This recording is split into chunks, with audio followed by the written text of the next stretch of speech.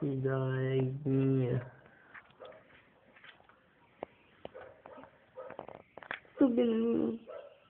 Olha, olha, olha. Ih, bicho feio.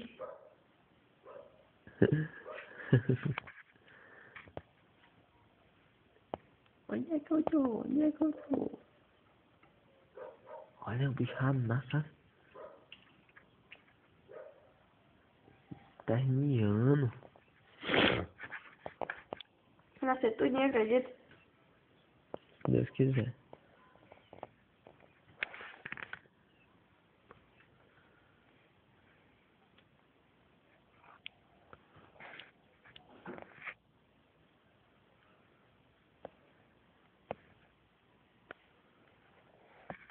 Estão conversando aí, trocando a ideia. Um tá perguntando pro outro como é que foi o nascimento do outro ali.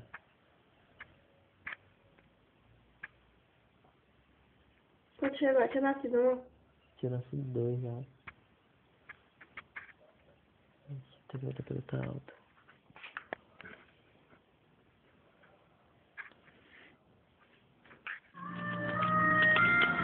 É a música de novo com... Não tira ele, fala, não tem como tirar, né? Não, tem que deixar ele nascer sozinho, não pode ajudar não. Nasceu. Botou a cabeça de fora de casa, né? Imagina que bichinho, tá muito agoniado esse bicho aí. É, porque aí o senhor você tem que ajudar ele. Só puxar ele, porque ele pode morrer por causa dessa pele aí. Não, não precisa ajudar não.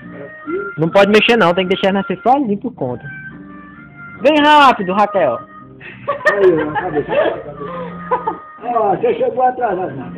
Arrudei pra cá, daqui dá pra tu ver melhor. Você derrubou a cabeça.